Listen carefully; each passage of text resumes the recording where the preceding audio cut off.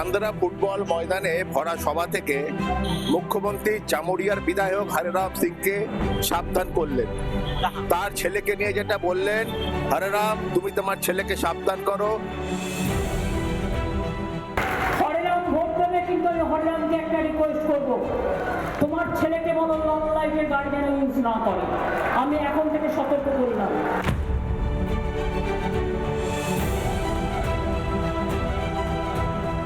এই ভরা মঞ্চ থেকে মুখ্যমন্ত্রীর এই কথা শোনায় স্বভাবতই হতবাক হয়ে যান মঞ্চে যারা উপবিষ্ট ছিলেন। এবং আমরা এই ব্যাপারে হরিরাম সিং এর প্রতিক্রিয়া নিই। মানে কি বললেন শুনলে তো তুমি, আর কি আমার কাছে জিজ্ঞাসা করছো? তুমি তো শুনেছ কি বললেন।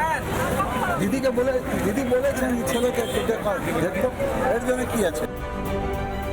সভাপতি প্রশ্ন উঠছে, তাহলে কি কোথাও মুখ্যমন্ত্রী এই পশ্চিম বর্ধমানে যে আসন্ন বিধানসভা নির্বাচন তিনি কিছু ইঙ্গিত পাচ্ছেন যে এই 26-এর নির্বাচনে হয়তো আগের মতন 21-এর মতন ফলাফল না হওয়ার সম্ভাবনা আছে? তো আজ যখন মুখ্যমন্ত্রী কথাটা বলছেন, তার মানে আমরা বা জামুরিয়া বিধানসভার সমস্ত জনগণ যে দাবি করছিল উনি প্রচুর গাড়ি নিয়ে ঘুরে বেড়াচ্ছেন, নীল বাতি নিয়ে ঘুরে বেড়াচ্ছেন, মাননীয় আমাদের দাবিকে মান্যতা দিলেন। আপনারা জেনে রাখুন, এবারে দিদির শেষ বছর, শেষ মাস বলতে পারেন দাদা, দিদি শেষ।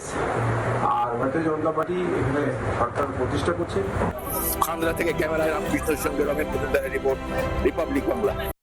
নানা ধরনের কন্টেন্ট দেখার জন্য লাইক করুন, শেয়ার করুন আমাদের ফেসবুক পেজ, সাবস্ক্রাইব করুন আমাদের ইউটিউব চ্যানেল। পাশাপাশি অন্যান্য ব্রেকিং নিউজের জন্য অবশ্যই চোখ রাখুন রিপাবলিক বাংলায়।